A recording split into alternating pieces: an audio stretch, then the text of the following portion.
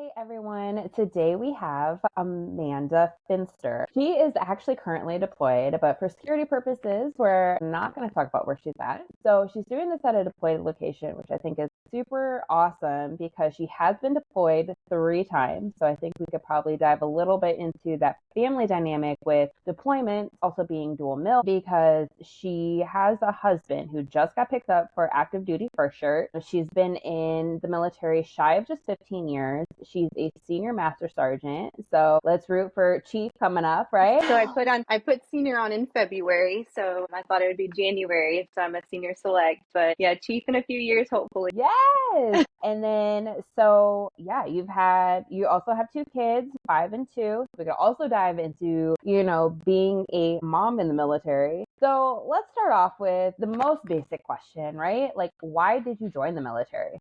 So I love this question actually. When I go and sit in groups of people and we talk about, life and why you joined, like that's one of the questions I always go to. Like, why did you join the military? And typically when you ask that question, the whole crowd is silent until you kind of make it relatable, right? And then when you do that, you get about 4 different answers. The first one and the most common one is education, right? The second one is what I've seen to be more common nowadays is the military benefits that they can provide for themselves and their family. And the third one is to get the hell out of the place where you came from. And, and then the fourth one, and the least common, is to serve a higher like purpose and calling, right? So the way I kind of ease in that conversation, I just kind of talk about what I joined. And so I joined at 21 from in Murfreesboro, Tennessee. I had a full ride scholarship to Middle Tennessee State University. I was majoring biology. I did play volleyball and softball, but not for college. I decided not to do that and really focus in on my education. But then I realized that I started going to frat parties and I started majoring in all the fun stuff that young, 21-year-old teenage girls would do. And I realized that I was going down a slippery slope and that education just wasn't my thing at the time. So I quit school and I started working 2 jobs and I started meeting a lot of like club owners in Nashville and I continued that saga of partying until I realized that the direction that I was going wasn't the direction that I wanted to be going. I thought that I was made for something more, not that I was bigger than my hometown, but I had a bigger purpose in my hometown. So I was like, you know what? I'm going to join the military. I'm going to do probably 4 years. I am just going to use it as a stepping stone to kind of get my life together, get my act together, and then I'm going to go do something else that maybe I will enjoy. But So here we are 15 years later. exactly. Time flies though.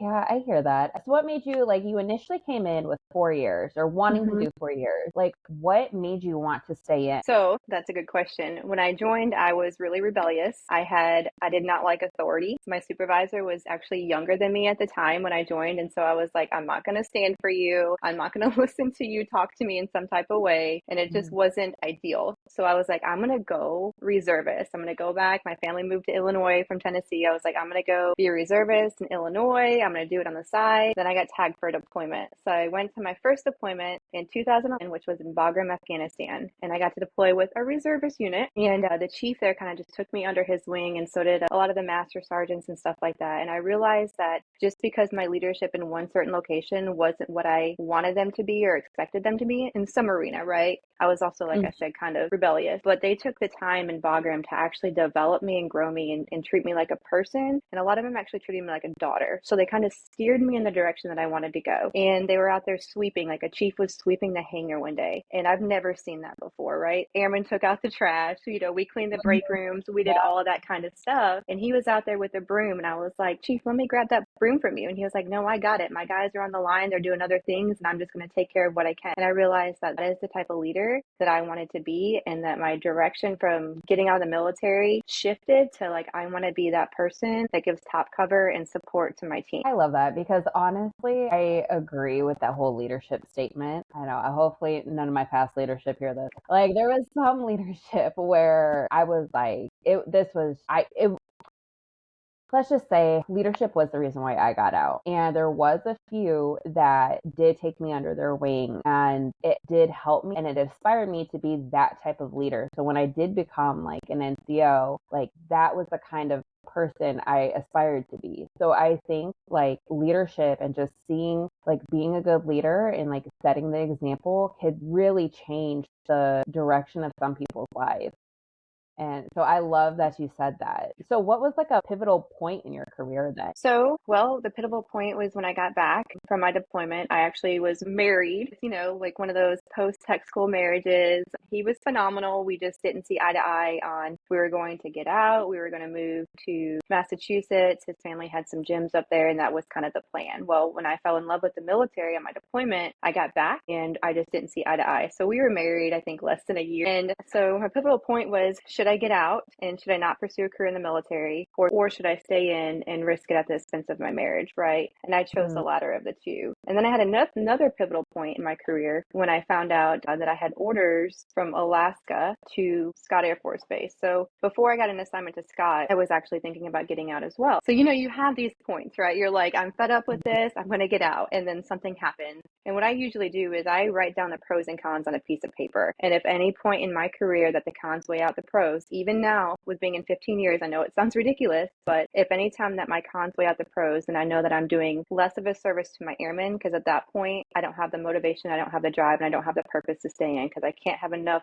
pros to keep me going. And then I'm just going to be a detriment to my airmen. So in Alaska, I was like, if I don't get Scott, because my grandma was really ill and my family lived in Illinois, then I'm just going to get out so I can get closer to home. It's always contingent on something. And I got Scott. So then I found out that I was pregnant with my son, and I knew that if I stayed in Alaska, that's where my son's father lives, and I could maybe potentially have this fairy tale of a family. But I chose to PCS and go to Scott and kind of create my own life as a single mom. So there's all these different pivotal points. Should you stay in? Should you get out? What is the risk of staying in? What is the risk of getting out? And I chose to stay in, one, for the benefits, right? We talked about that. For the benefits and the healthcare that I could give to my son, and then for me to be able to deliver my first child. Yeah. And this is because you have two, and I'm assuming this is going to be your 5-year-old. So this was about 5 years ago? Yep. Okay. About 5 years ago. Trigger turned 5 in September. Oh my goodness. Yeah. My kid just turned 5 in November, so I understand that age. It's a fun age. It is. It's fun, but they're also very they're trying to get into their own ways and trying to figure out their personalities and what they could get away with. And oh yeah, it's fun. Yeah, my son has a lot of behavioral issues and that we've been working through, and he got kicked out of the CDC a year ago. Yeah, so we went through that whole entire process and what that looks like. And I had told the CDC a couple of times, I am my son's advocate and I understand that he's not an angel, right? However, not every child is going to fit in this cookie cutter mold that, you can't expect little boys sometimes to sit still. They might not want to listen to a book. You might need to be more engaged, more active with them. And so I've always just kind of steered my son into his own direction. He's been riding a dirt bike since he was 3. Yeah, so he's wild. That's awesome. I know you mentioned that he was diagnosed with ADHD and ODD. Correct. So how does that play kind of a factor in your military career? Does that affect where you go? Are you able to get the help that you need or the services that you need? So it's all dependent. So we're not EFMP yet. I say that because my son's not on any kind of medication. So at first, when we started getting issues with the CDC, the first thing that they wanted to go to was Medicate. And at this point in time, my son had just turned 4. And so I have a bachelor's and I'm currently working on my master's right now in psychology, early childhood development. So I started scouring all the research and all the peer-reviewed journal articles and stuff like that on the benefit of medication for kids. And there wasn't a lot of research for children under the age of 5 for Adderall or Ritalin. And I know that I don't want to hardwire my son to be reliant or dependent on medication. So when we finally got to the breaking point, I was like, okay, we'll try it, right? So we tried Adderall for about 2 weeks and it was Matterall. He was Jekyll and Hyde to where his behavior was actually subpar at home where he was aggressive with me. So I was like, we can't do this. Let's take him off that. So then they tried Ritalin and then he was a zombie in the morning. And then once he came off of his medication, in the afternoon, and that's when his behavior started amping up again. So sometimes it's just the location, right? So when he finally got kicked out of the CDC, I took him off the medication. We put him into this mom and pop daycare. And I said, hey, listen, we're currently doing occupational therapy. We're doing behavioral therapy. We're doing everything that we possibly can with my child to try to help him navigate his emotions and his feelings, because it's just all about, he has all this energy and he doesn't know how to release it. So he releases it in hitting his friends or running around the room or screaming. And I'm like, if he could just put him outside and let him play, he would be actually really good. So I took him off medication, put him in a new daycare, and he's had way more good days than bad days, and he is not medicated. So right before I left my deployment, right after I went to senior NCOA, so I went to senior NCOA a month and a half prior to coming on my deployment. That's when we actually officially got him diagnosed and tested. We drove to Charleston to get all that done. So we haven't went through the paperwork yet, only because we don't want to limit where we go, and especially because he doesn't have a lot of the behavioral issues that stem from those diagnoses, and he's not medicated. Okay, that's good to know, because like I feel like, and medication works if it works, right? But I think a lot of people, or just like a lot of medical, is always like, well, let's do medication.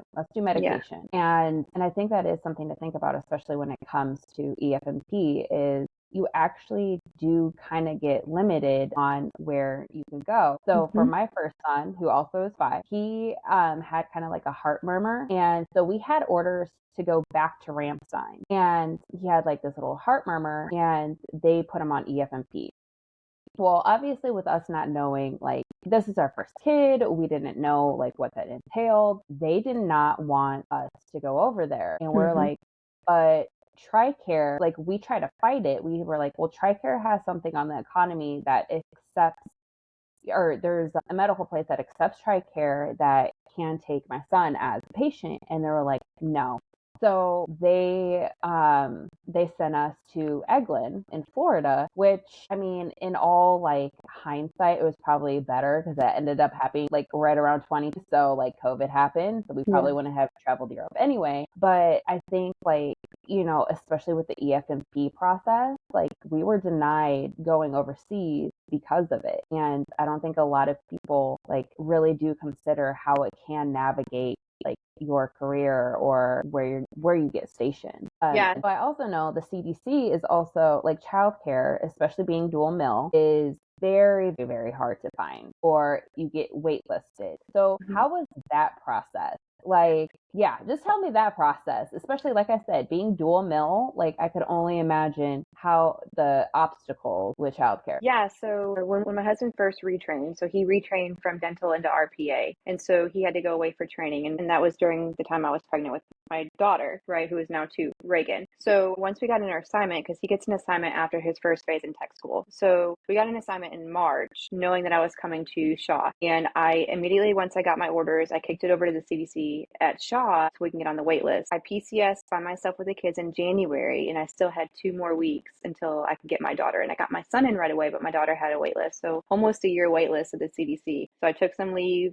got the house in order. My mom came and helped me out, like getting everything squared away, like the movers came and all that kind of stuff. But yeah, the wait list for the CDC is pretty gnarly at the majority of the bases. So say if you didn't have leave to help in that situation, or have family come in, like what would you tell your airmen, or like how would you navigate that? So I think it's situationally dependent, and I say that only because did they do the due diligence on the front end, right? So like I tell my airmen, nobody cares more about you and your family than you do, right? So you have to be able to understand those processes, and hopefully they have good leadership back at home that's helping them, right? So when they get here and say that they didn't do their due diligence, they didn't understand that there was a wait list, right? I'd probably start helping them find an off-base daycare. And actually at Shaw, it's a lot, I wouldn't say a lot cheaper. For my husband and I, it's actually cheaper to go off-base than it is on-base. Now, there's not very many great daycares out there, so it just depends on what you're looking for, right? I was looking for somebody who does discipline, who can tell my kid to go to the quiet area and sit down, time out, right? But I would just kind of help them, right? Like our job is to kind of navigate that stuff with them. So what does that look like? So if I had an airman come in and say, I'm on the wait list, I still have 3 more weeks before I can come in. Well, in my job as a maintenance analyst or as a superintendent where we primarily do computer stuff, I'd ask them if they have an option to telework, right? Are you able to telework? Can you get desktop anywhere? Can we do this? Can we work out a schedule? Like with my son's behavioral issues, 84 times from January until he officially got removed from the CDC in December, 84 times he was at my work, running amok up and down the group hallway. So I brought my son to work. And thankfully I had leadership that understood all the way up to the group commander and the group chief, right? They knew that my husband is RPA, he's in a skiff right now, and that my son had to be at work with me or else I could not be there. I mean, I would treat that the same way, right? Like we're not family, but we spend more time with each other sometimes than we do with our own family. So we have to like treat each other with kindness and be reasonable and understanding the situation. Still hold the people accountable, but that looks different for each person in each situation. That like your group commander and your group chief were like very understanding. And I mean, I can only imagine. Like I genuinely don't know what I would do. So Yeah, I so you're my good, you're group good. candy, so it was, And this is kind of what I told the CDC, right? Like, it's a learned behavior, right? For a negative behavior, he had a positive reward. So he didn't want to be at school. And so one Mhm. day I had to pick him up and I was like, Trigger, why did you hit your teacher? And he was like, because I wanted to come to your work. Duh. Like, that was his response to me. And so Yeah.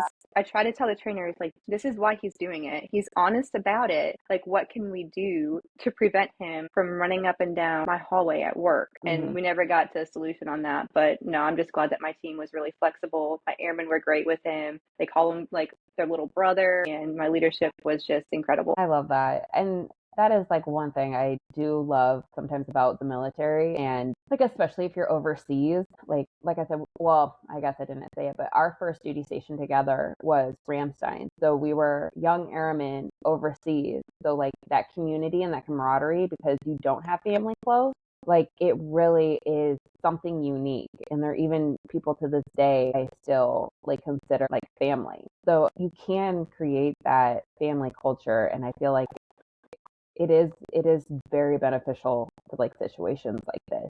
So how do you honestly like juggle work and home as a mom? It's difficult sometimes. So like even with that, like I'm a real estate agent too, and I'm working on my What master's. is that? And so yeah, I'm very busy. My husband's like, why do you torture yourself like this? And I think of like short-term sacrifice for long-term gain, right? So sometimes I would get up at like 3 in the morning and I'd work on schoolwork, and then I'd be awake, and then I would get the kids ready for school, and my husband would help me with the kids, and then I just kind of time block everything. So when the kids go down to go to bed, that was like my husband and my time. Like we would just watch TV or fall asleep in the chair, you know what I mean? Like just kind of Mhm. decompress and unwind. And then I just started all over again. And when I started doing my real estate, I did day blocking. So like Sundays, I stopped volunteering at church so I could dedicate the whole day to my family. Saturdays was half days. Friday evenings, Monday evening was real estate. Wednesday evening was real estate for showing houses. And I would just kind of time block it. Like you set your priorities, and my priorities are my family. And I had to make sure for first and foremost that I was spending time with them. And sometimes I deviated from that, and thankfully that my husband was understanding and supportive, because he also has the same vision as me. Like when we retire, hopefully we can actually retire.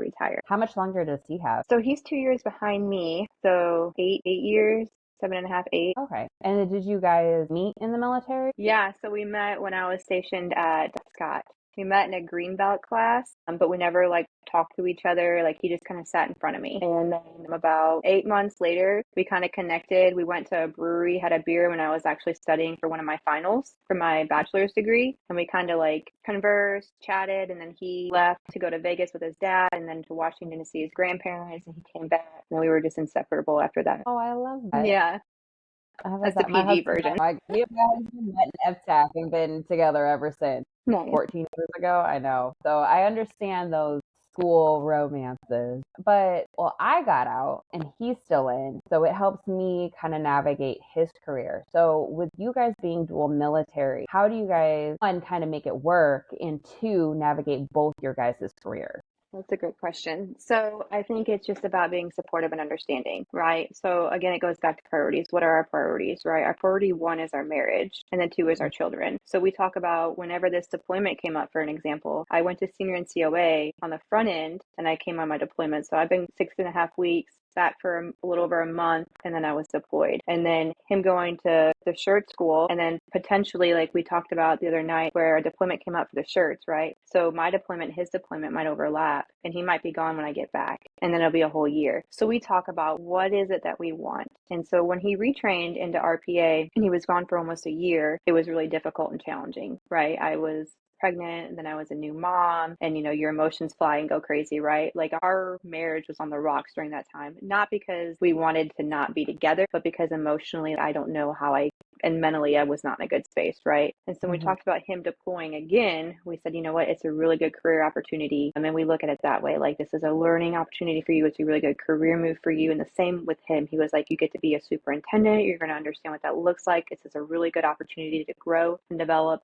and mentor and lead. And so I was like, you're right. And the same for him. Like, this is a really good opportunity for you to grow, mentor, develop, and lead and take care of people. And so as long as we're on the same trajectory for our careers and we are on the same goals and the same path, it's fairly easy. Now there's a lot of hiccups, right? You're going to have to, that's why I tell him all the time, I'm like, we'll cross that bridge when we get there, if we get there, right? But as long as you're supportive and you have each other's back and there's a give and take, it's never 50. Like on my days, I can give 80 and he's only going to give 20. On my bad days, I might have like 10 in me, if that. And I'm like, babe, you're going to have to pull the 90. Like, I can't do it today. I need to get home. I need to go to bed. Like, I'm exhausted. And he's like, I got you. Locks the bedroom door and he handles the kids. And so that's kind of like just that teamwork and that understanding of like, this is where I'm at right now. And I need you to be at this point as well. That's awesome. Like, I love that you guys are so supportive of each other.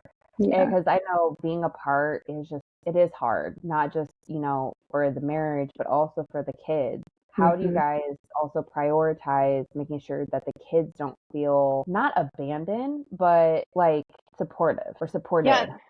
Yeah, so like my 2-year-old, she could care less. I'm gonna be fully honest with you. Like, it's hard for me to even have a conversation with her over FaceTime. She's like, Spidey, mom, look at my tablet, and then she's gone. And my son's kind of the same way. There's days where he like has this meltdown fits where he's screaming and crying that he wants me and he misses me, which is really, really hard for me. And I think my husband understands that, right? So when that happens, I tell him I love him, and then we just let it go there, right? And I explained to Trigger, like, my son, I'm here, like, work sent me here, like, we're doing such great things here. No, I don't like my new bedroom more than I like my bedroom at home. No, I don't like my new friends more than I like my family at home, because he'll ask me those kind of questions, right? And without understanding like how impactful and how hurtful, right, those actually are, because he generally just wants to know, like, he's also hurting. And so I talk to them every single day. They call me around 3 o'clock my time and before they go to school, and I talk to them then. And then on the weekends and my day off, I talk to them about 3 times a day. I talk to my husband every night, so we just have our own time. Oh, that's good. That's good. So it's not like all combined. You have like your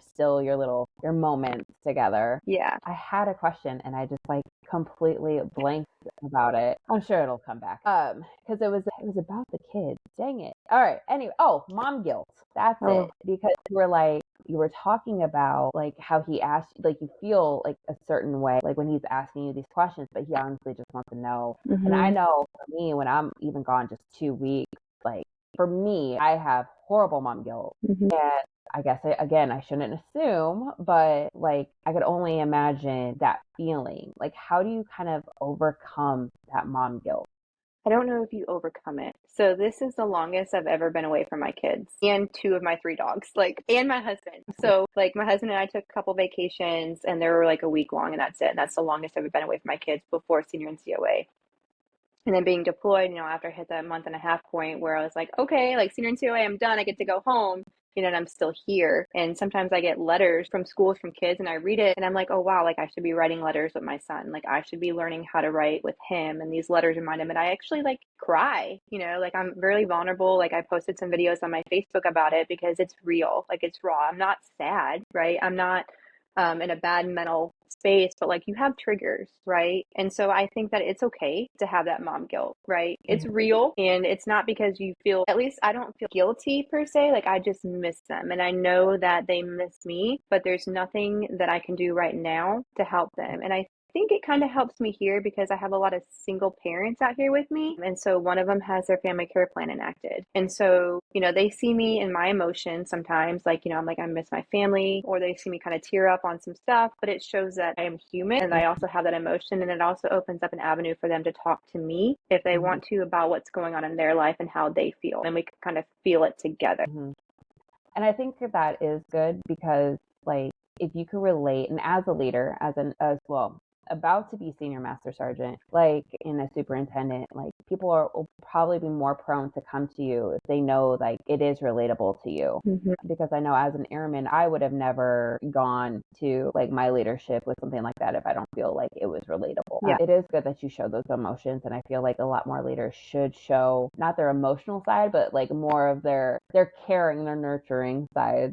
So I know we kind of talked a little bit about you being a single mom. So we're going to kind of dive a little bit deeper because, you were talking about being a single mom. How was it being a single mom coming out of an abusive relationship? It was hard. Like, you're always painted as the villain, right? I wouldn't say that I was a victim, right? We both have playing pieces into that puzzle, but you're always painted as a villain. And so it was hard for me to lose my one part of my support system where we played softball. And then it was hard for me to realize that when it was done and I got a order of protection, not for my kid, but for me, the association with the kid stopped, right? So he has nothing to do with the son. My husband actually adopted him, but it was emotionally taxing. Just being a new mom. The dad lived in Alaska at first, and so my son was colicky, so I was up and down my hallways, 2 or 3 o'clock in the morning, and then I'd have to go work at headquarters at a staff job, right? And so just kind of figuring out where my mental space was, and even going to, the PCM, and even going to mental health, and even going to use Military One Source and go to counseling about it to kind of get me on the right track. And that's exactly what I did. I hit a bottom and I was like, I need help right now. I realized that myself, and how do I seek that? And so I just kind of went that avenue and did some talk therapy through Military One Source. I realized that I wasn't really necessarily the problem, and it wasn't my fault, and that I was doing the best that I could. And that kind of helped me a lot for that like reassurance aspect of it, because I never really got that when I was in that relationship. So you mentioned Military One Source and talk therapy. I know like in the military and like probably more our generation, like people refuse or kind of like are hesitant about seeking help, especially with talk therapy. Like, what was your experience like? Like, was it easy for you to just be like, you know what, no, I want to talk to someone? Did you kind of overcome like a barrier before you're like, okay, like, no, I need this, and like not be afraid for it to like go on your record or there's like any repercussions? So I went through Military One Source because I really didn't want to go to mental health. There's that stigma there. I know it's not real per se, but it's always there, right? And so I went to my PCM, got on like this antidepressant mild dose for like anxiety, and then I was still angry, right? Like I felt it, and I felt myself being angry at my child. Right.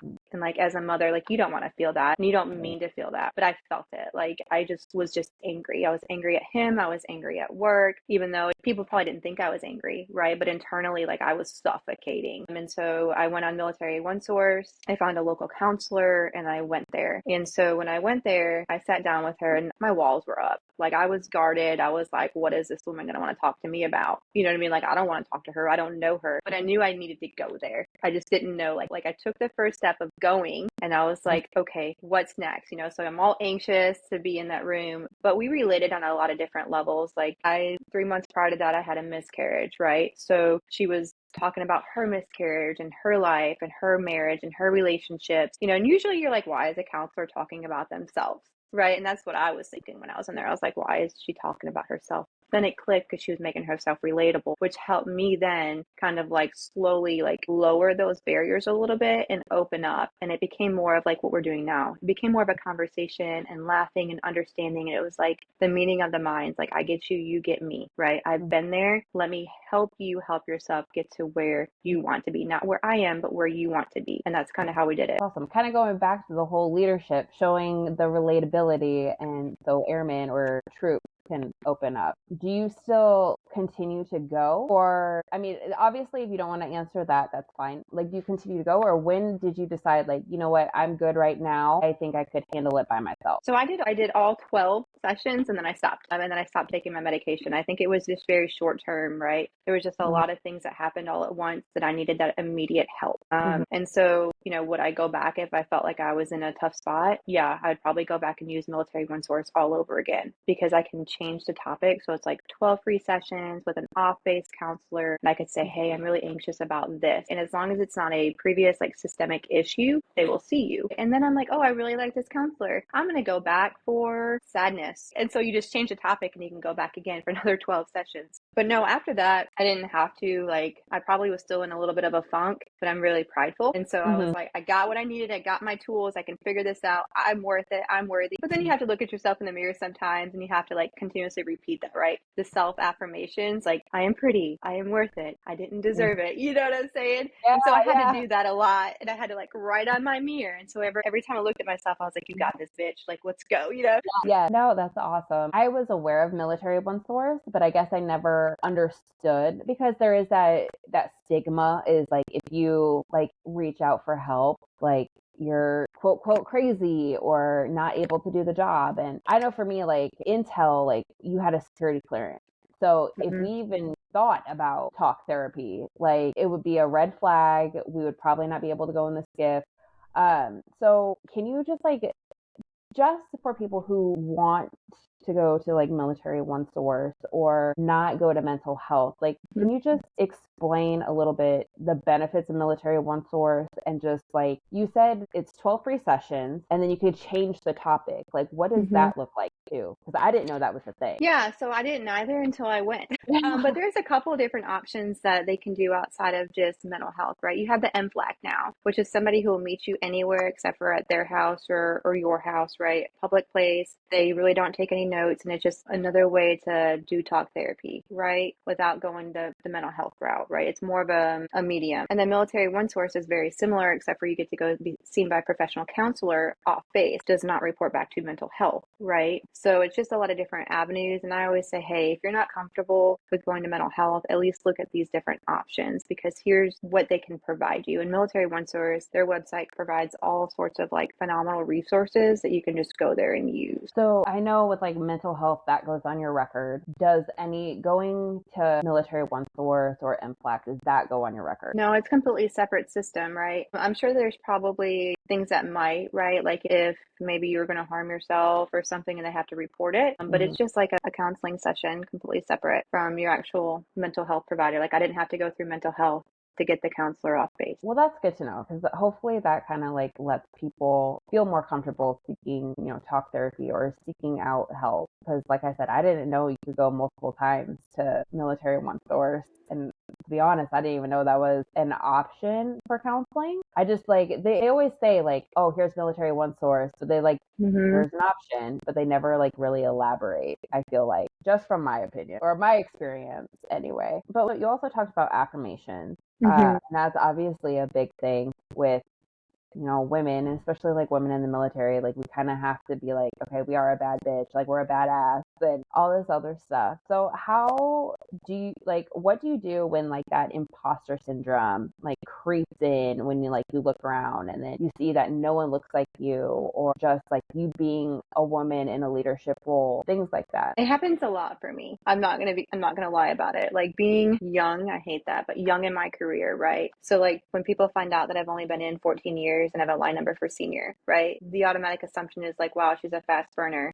but she's not as good as me. Like she don't know shit. Like I've been in the military for 20 years, And in some cases, like we know different things. Like you might know more than I do in one area, and that's okay. Like I'm here to learn from you, right? I don't have the biggest brain in the room. I'm not the smartest person in the room, and I don't want to be. Like I go there to actually learn, right?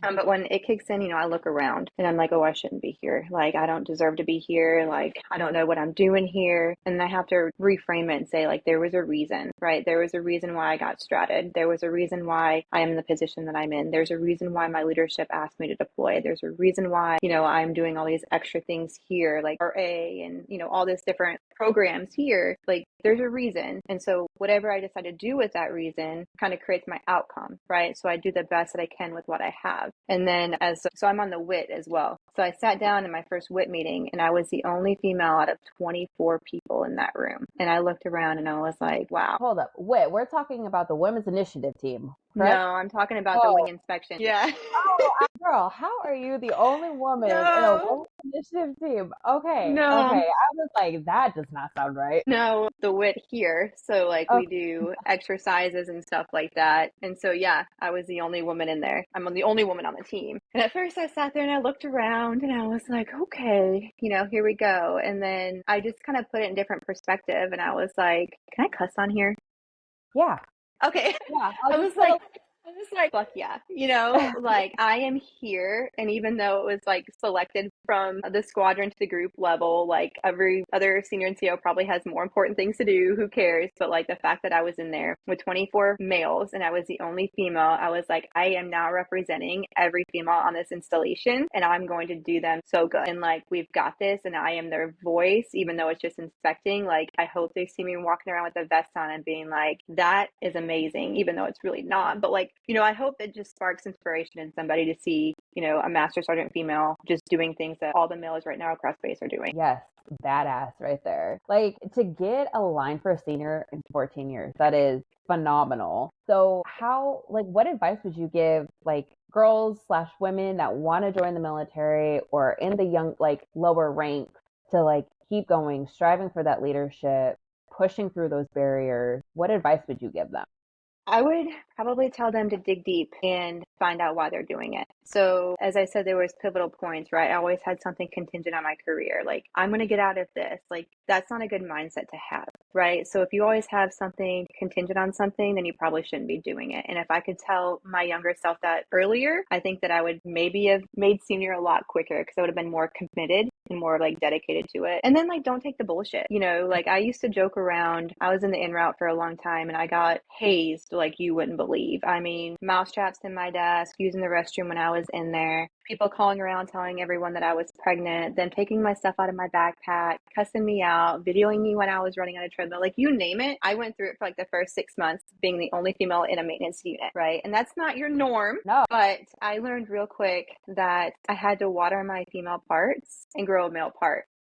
So I had to, instead of being given respect like a guy would right off the bat, I had to earn it. And in order to earn it, I had to really dig deep and not be controlled by my emotions, for one, right? Because people feed off that. And for two, get really good at my craft and like show them why my presence and me being there is so important without like overstepping or being too pushy, right? But just understanding your own value and then showing your value and what you can bring to that table, whatever table you're sitting at. And then once you can do that, one, you realize that you are worth it, right? You're really good at your job and you know that. And then now you're like trying to train and teach people like below you, behind you, above you, and laterally. And I think once you get in that mindset of, I am not here for me, right? I am here for my people. And once that happens, your whole framework changes. And that didn't change for me until probably Tech to Master. When I put Master on, I realized that my rooftop wasn't for me anymore, right? It was to protect my team. And I actually had to change my way of thinking. Instead of like, I'm not getting this or I'm not doing that, it became less about me and more about how my team is being taken care of. I know you briefly touched on it, but like say,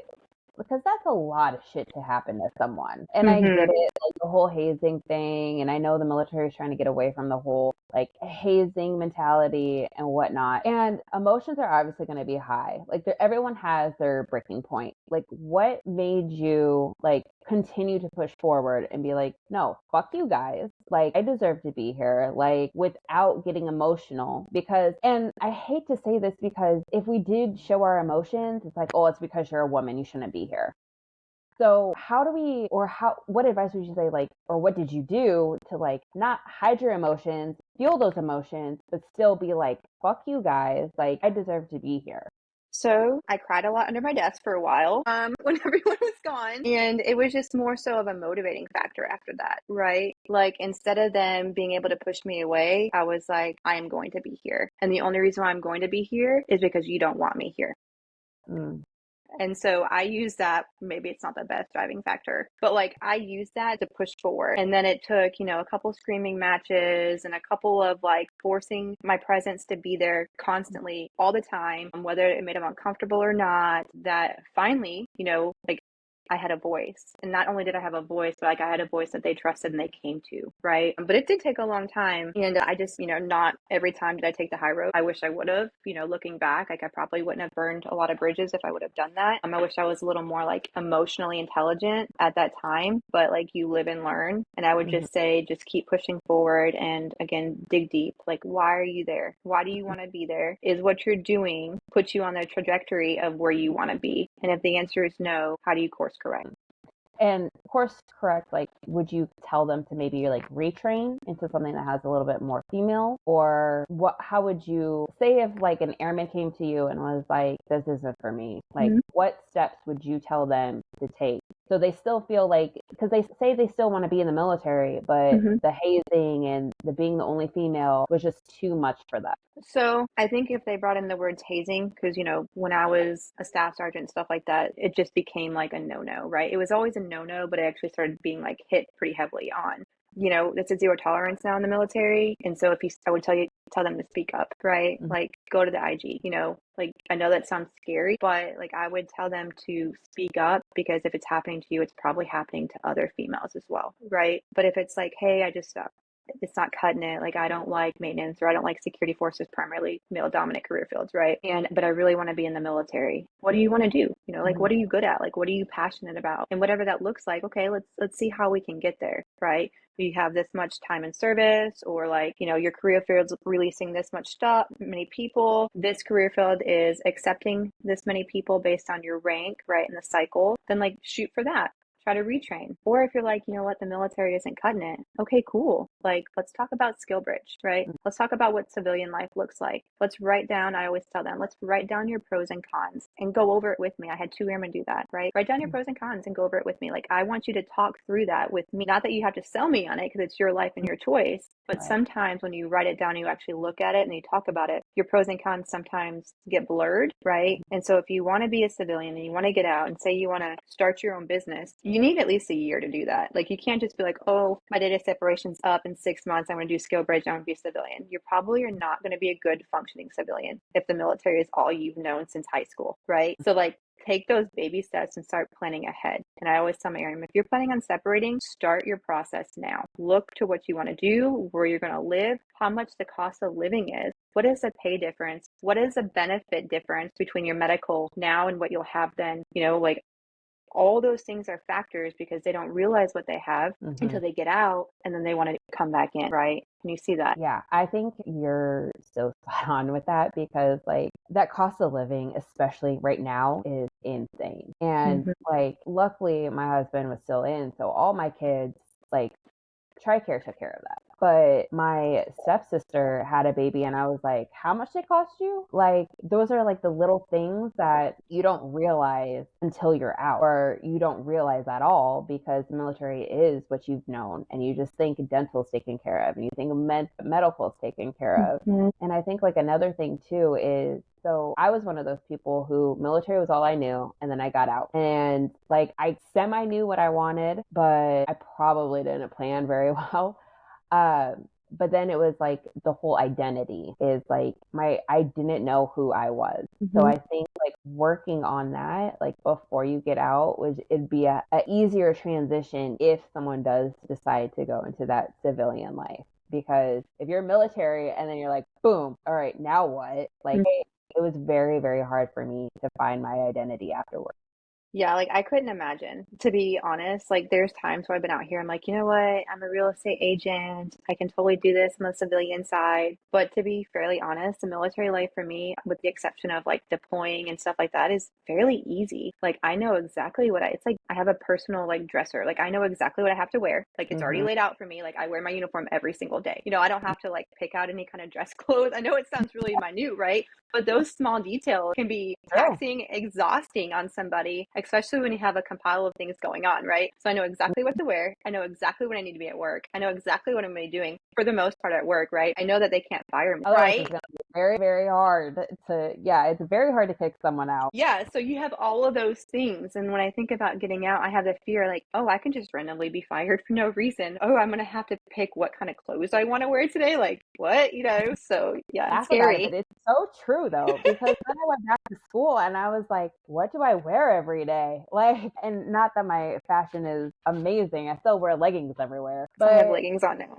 it's just like a go-to. But like, you can't wear sweats, like you have to, and you can't wear the same thing over and over, so now you have to go shopping. And it is like we laugh about it, but it is something, because in the military, yeah, you have your uniform picked out, and honestly, like, I would wear mine like 2-3 days before I got a new one or washed it. Like, they're very sturdy. Mm-hmm. And they just spray some perfume, like, you're fine, especially with That's your exactly what I do. when you're around guys. Like, if they think someone smells bad, it's probably the guy, it's not us. That's funny, because it is the little things that we don't think about, but they're very, very, very true. So, kind of wrapping up though, what advice would you just give to someone in the military, just in general, just kind of an over spark note version of this whole conversation, like key takeaways, that if someone was listening, what would you want them to take away with this? Don't ever look at yourself as a victim, right, of a situation. You're always in control of your situation, right? You lead them. You control your environment. You control your reactions. You can control your emotions, right? You might not be able to control the environment at that time, but how you react and act on it, you are in control. So, like, don't ever look at yourself as a victim, for one, because that gets you in the wrong headspace. For two, I would say nobody cares about your career more than you. And I tell that to my airmen all the time, especially during EPB, which is formerly EPR season. Like, nobody cares about your career more than you. So you need to invest in it if that's something that you want and retire in, right? Like, you can't expect your leadership to do that for you all the time, because you're going to have really good leadership at some point and you might not have really good leadership at another point. And so you have to rely on yourself quite a bit, and probably just find a mentor and find your why, right? Like, you're always going to need that somebody, and your mentor doesn't have to be, a senior NCO, right? It could literally, if you're a master sergeant and you have an airman mentor, it's not about like mentoring in the military. Sometimes it's just life mentorship, right? Like, I learn from my airmen all the time. Like, I learn language like the word cap. I learned that, like, I learned so much from my airmen, but it helps me relate to them so much more. Like, it sounds really small, but um, and then, yeah, from my mentors, I have a career mentor, and then I have a lot of like people that it's a community. So when I have a bad day here, we go have pizza and near beers, right? And it's a group of us 4 girls, and we just literally bounce ideas off each other and do's and don'ts. And, should we approach the situation? Probably not, and just having that solid relationship where you can kind of have that support system, right? And I think that's really, really important as well. Do you have any like recommendations for like leadership books or podcasts that you listen to that kind of helped you be the leader that you are?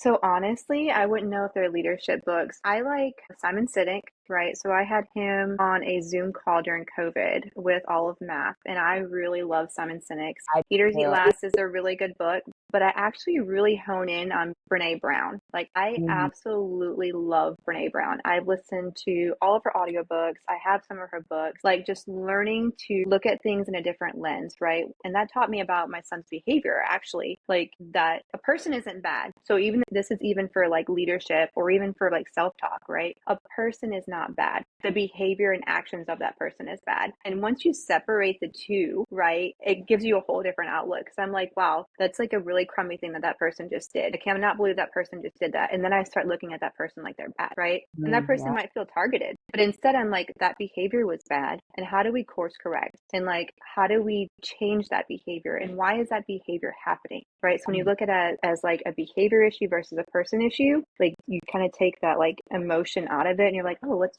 figure out a way to change that behavior. Why is it ticking like that? And so, yeah, Brene Brown is like my complete go-to when I'm having a crummy day, or if I'm walking, I'm always listening to any of her books. I do listen to Brene Brown. I think it was Dare to Lead Dare to was Lead, that's a good one. a good one. I also love Simon Sinek. He actually is a huge military advocate. He actually came to Creech to do a seminar, like for free. Like he Yeah, so is. he only charged us $1,000. Well, first it wasn't even, maybe I shouldn't say this, but first, like, when I was working to get it coordinated between me and his team, because I reached out, right? And I was Mhm. like, I really want him. I don't know how much it's going to cost. Like, we're going to go through the staff funding and all this stuff. And their team reached back and said, well, what can you, like, how much can you give? And so I tried to figure all that out. And I was like, we only can give $1,000. And it was like perfectly fine with us. And then that was it. And he showed up on the Zoom call. And I was like, oh my God, Simon Sinek is really on my phone right now.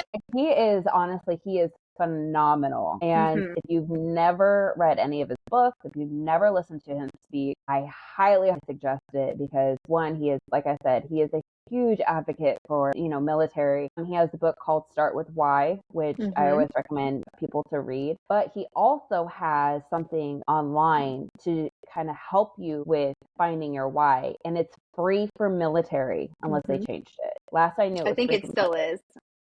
I think it's So still. take advantage. And like Amanda said, like figuring out your why, like when those hard times come, going back to your why is going to help you push forward. And like I said, I'm obsessed with Simon Sinek. So take advantage of his free resource, because it's not free for everyone, but it's free for military. But yeah, Start With Why. It's like one of my favorite books. Eaters Eat Last is actually on my list to listen to, because I don't read. I do Audible. Nice. But yeah, no, I love Simon Sinek. So yes, if anyone is listening, Brene Brown and Simon Sinek, they're amazing. So Amanda, if people want to reach out to you, how can they find you? You guys can find me on social media. I have an Instagram. It's Amanda Finster. And then I have a Facebook, Amanda Finster. Yeah. And then through there, we can kind of like exchange WhatsApps or something. You guys can probably email me at amanda.finster0720@gmail as well. But yeah, if you guys have questions or you want a little bit of guidance or direction or mentorship or just to chat, I didn't throw this out there before, but I was a victim advocate for 8 years as well. And I think that actually helped with some of my previous airmen as well, right? Because you get to put that empathetic hat on. And I think empathy is so important in a leadership position, not just sympathy, empathy as well. So yeah, if you guys want to reach out, by all means, please do. And I'll try my best to reply. Thank you so much for doing this. Like, it was an amazing conversation and I loved having this opportunity. So thank you so much for joining us today. Yeah, thank you so much for having me. Stay safe overseas. Hopefully it goes by quick. You could be reunited with your family. If anyone has any questions, please reach out to me or her. She's clearly amazing. She's clearly a badass, and she's clearly going to be making chief in probably like a year or two. So yeah, if you guys have any questions, please let us know. Otherwise, thanks for listening. Thanks, guys.